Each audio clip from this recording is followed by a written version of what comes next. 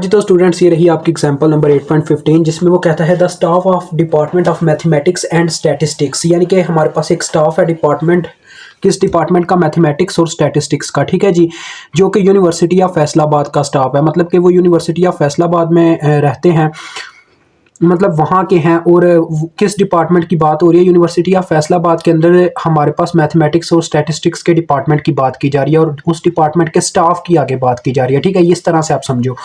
वो कहता है कि recon that the number of micro computers getting out of order in a year is well approximated by following, यानी कि एक साल के अंदर वो कितने यानी कि माइक्रो कंप्यूटर ऑर्डर के तौर पे लेते हैं, वो बता रहा है कि उसकी जो प्रोबेबिलिटी डिस्ट्रीब्यूशन है वो नीचे डिस्ट्रीब्यूट की गई है। अब बच्चों, ये हमारे पास क्या है?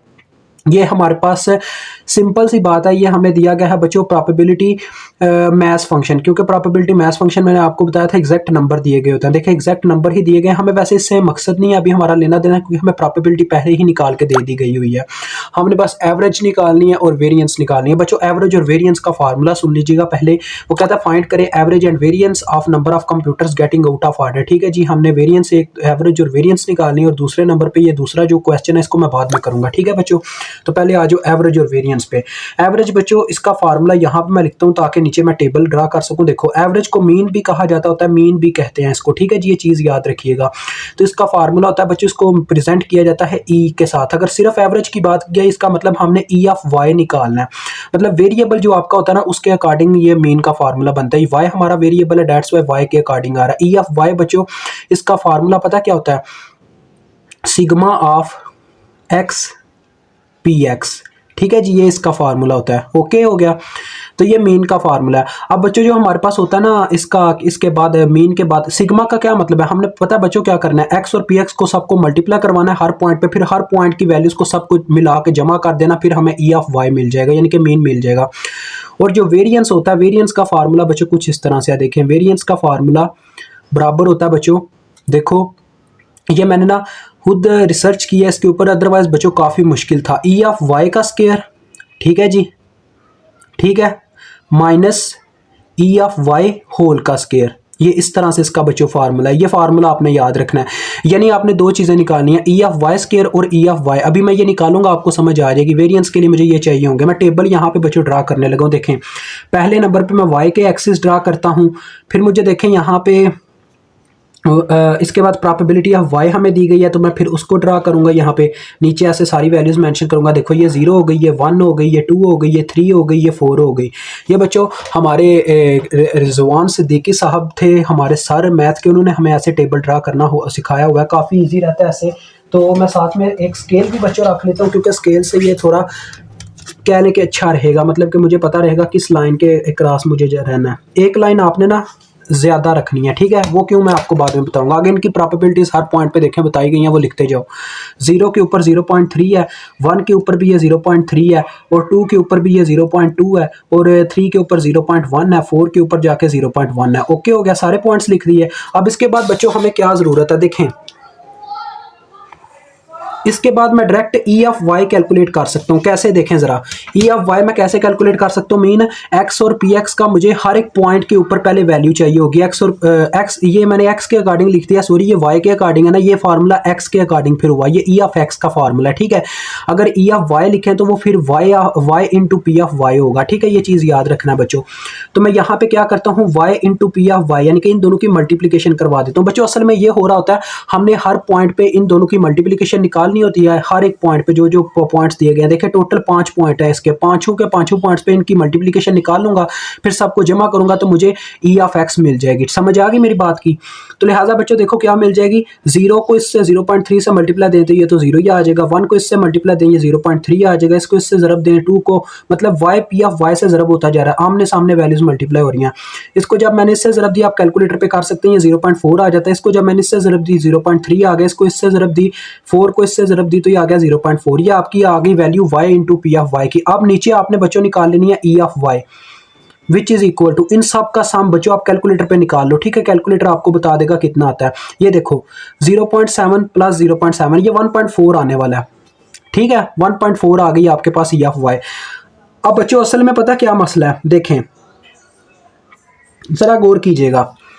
मुझे वेरिएंस के फार्मूले के लिए एक तो ई ऑफ वाई चाहिए था, ई ऑफ वाई चाहिए था जो कि मुझे मिल चुका है, लेकिन ई ऑफ वाई स्केयर नहीं मिला। तो बच्चों मैं आपको बताता हूँ ई ऑफ वाई स्केयर के फार्मूले में क्या चेंज आता है। देखें ई ऑफ वाई स्केयर यानी कि समझ लें ई ऑफ एक्स स्केयर होता ना, तो बस इतना चेंज आना था, बस एक्स का यहाँ पे स्केयर आ जाना था, प्रोबेबिलिटी वही रहनी थी, क्योंकि प्रोबेबिलिटी कभी चेंज नहीं होती, बस पॉइंट्स में पॉइंट्स का स्केयर हो जाता है। ठीक है, समझ आई। तो मैं इस फार्मूले के अकॉर्डिंग फिर ई ऑफ वाई स्केयर अब निकाल लूंगा। देखो बच्चों ये आ गया वाई का स्केयर, साथ में पी ऑफ वाई हम जरब करवाएंगे तो हमें क्या मिल जाएगा, ई ऑफ वाई स्केयर। तो ये मैं निकालूंगा, फिर बच्चों वेरिएंस निकाल लेंगे, क्योंकि ये तो डायरेक्ट मीन यहीं पे निकल आया ना, लेकिन वेरिएंस हम यहाँ पे साइड पे ही निकाल देंगे। ठीक है, देखो वाई का स्केयर लेना है, जीरो का पहले मैं स्केयर लूंगा, फिर पी ऑफ वाई से जरब देता जाऊंगा। जीरो का स्केयर जीरो ही होता है, इसको जब जीरो से जरब दी तो ये जीरो आ गया बच्चों। ठीक है, उसके बाद देखो वन का स्केयर वन नहीं होता, तो इसको जब वन को इससे मल्टीप्लाई दूंगा ये 0.3 आ जाएगा। लेकिन टू का स्केयर क्या होता है, टू का स्केयर बच्चों 4 होता है, 4 को जब 0.2 से जरब देंगे तो ये आ जाएगा कितना, 0.8। ठीक है, 3 का स्केयर क्या होता है बच्चों, 9, 9 को जब 0.1 से जरब देंगे तो ये 0.9 के इक्वल आ जाएगा। ठीक है, 4 का स्केयर बच्चों क्या होता है, यानी कि मैं क्या करता जा रहा हूँ, y का पहले स्केयर ले रहा हूँ, फिर प्रोबेबिलिटी से मल्टीप्लाई करवा रहा हूँ। 4 का स्केयर होता है बच्चों 16, 16 ज़रबे 0.1 तो ये आ जाएगा बच्चों 1.6। ठीक है जी, ये आपके पास आ गई सारी वैल्यूज। अब आप इन सबको सम अप कर लो तो आपको मिल जाएगा क्या, ई ऑफ वाई स्केयर। जैसे आपने ये निकाला वैसे ही ये भी आ गया। तो इन सबको जमा करते हैं, देखें कितना बनता है।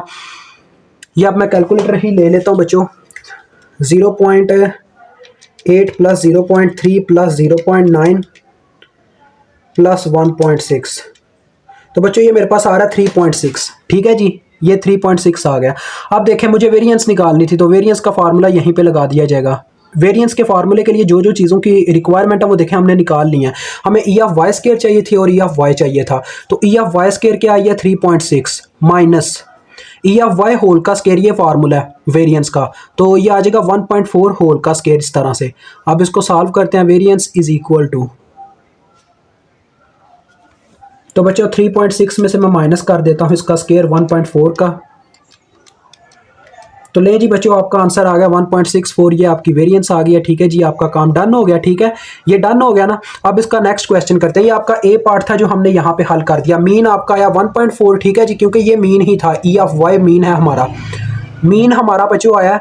मीन हमेशा सिंपल होता है, ई ऑफ वाई यानी जो वेरिएबल होता है सिंपल वेरिएबल होता है, तो वो कितना आया 1.4, मीन ये हमारा आया और ये वेरिएंस आया। ठीक है बच्चों, ये हमने दोनों निकाल लिए। अब आती है बारी बी जूस की। बी जूस में देखिए उसने क्या कहा हुआ है, वो कहता है बच्चों फाइंड करें कि ई also find e की power 5 sorry e into 5 minus 3y by using properties of expectations, यानी कि प्रॉपर्टीज ऑफ एक्सपेक्टेशंस का इस्तेमाल करते हुए आपने मुझे ये फाइंड आउट करके देना है, ये वो कहना चाह रहा है। तो बच्चों प्रॉपर्टीज ऑफ एक्सपेक्टेशन कैसे वर्क करती हैं देखें इस तरह से।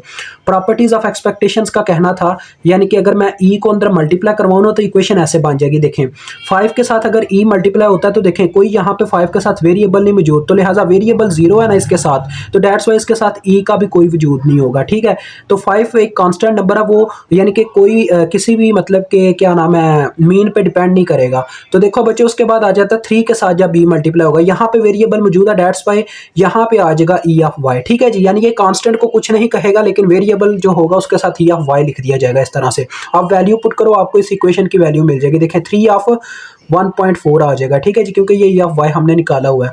तो इसको कैलकुलेट करते हैं अपने कैलकुलेटर पे, 5 माइनस 3 इंटू 1.4, तो बच्चों ये मेरे पास आ गया 0.8। तो ले जी आपका ये क्वेश्चन सॉल्व हो गया। मुझे उम्मीद है आपको समझ आ गई होगी। देखें बच्चों कोई इतना मुश्किल काम नहीं था, काफ़ी इजी क्वेश्चन था। ठीक है जी, मेन आपने ये दो फार्मूले याद कर लेने हैं, वेरिएंस का और मीन का। मीन का simple formula E of Y, वो ई ऑफ वाई स्क्वायर मैंने आपको ये चीज़ समझाने के लिए लिखवाया।